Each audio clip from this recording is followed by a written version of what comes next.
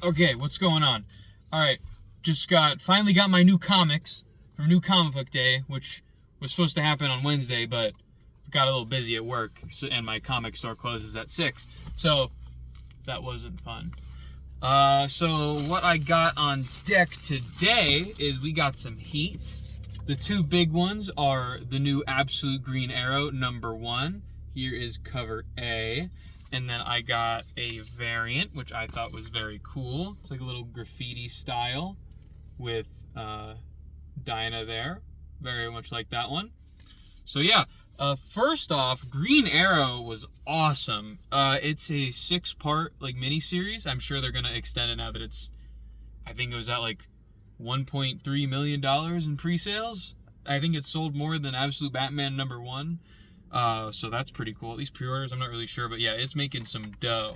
But this is awesome. It's pretty much like a horror slasher mystery, and Green Arrow be killing people in this. I mean, he's chopping people's heads off, or he, her, it's kind of undetermined. It could be like 3 people.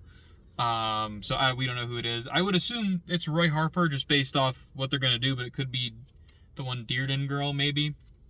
I remember I heard a rumor it was going to be a girl, but I don't know. I hope it's Roy just because Roy's awesome, but what are you going to do? But I don't know. It starts off with him just like the Green Arrow just killing people. He's killing the billionaires. He's killing Jubal Slade. I'm not really familiar with him, but I mean, he's shooting people with poison arrows, and they're getting like Ebola and stuff.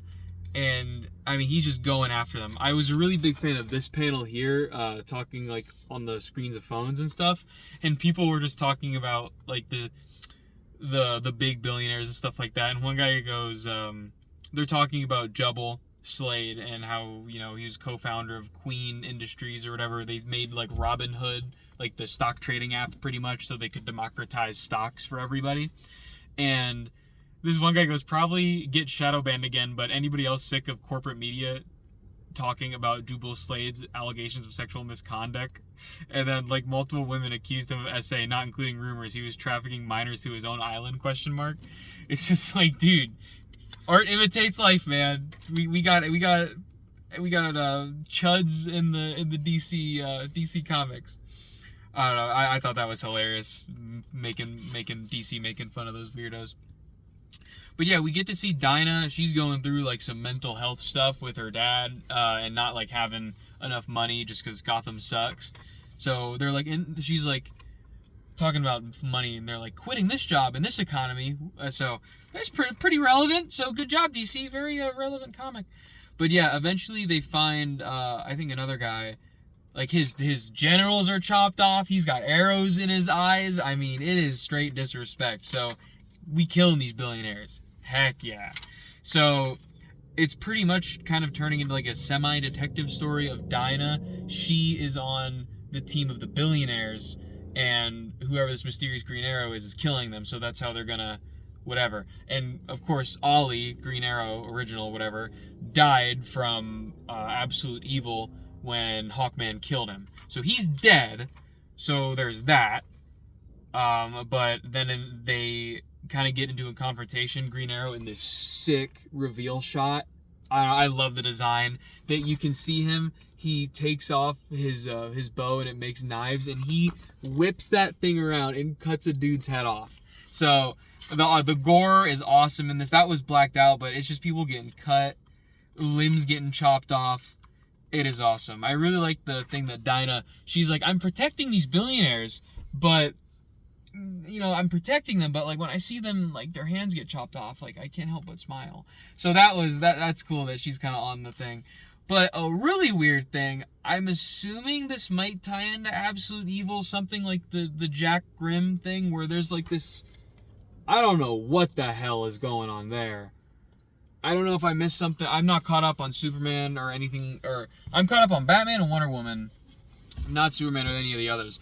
I'm assuming that has something to do with Jack Grimm, because all he was into something by what that says, and that's where issue 1 ends. So this was awesome. Definitely worth it. So I got that variant. I did not read this, but this is Catwoman 87. I just thought this cover was awesome. It's like a kind of a portrait, like little painting, a Black Mask. I don't know. I just wanted it because I thought it was sick. I've never read any of the Catwoman ones, but I wanted it, so there we go. And then this is the 7th printing of Battle Beast. I haven't read any of the Invincible comics. I think this one, I think it's where he gets teleported after he beats the crap out of Invincible, like in that, with the Gearhead guy. So I have the Invincible, I'm gonna get the compendiums eventually, but I have too much in my queue. So I wanted to read this though, because you don't need to read the comics by what I hear. But yeah, they're on my list. This was hilarious. I loved it. It was awesome. Battle Beast is so funny in this. He's just a shithead.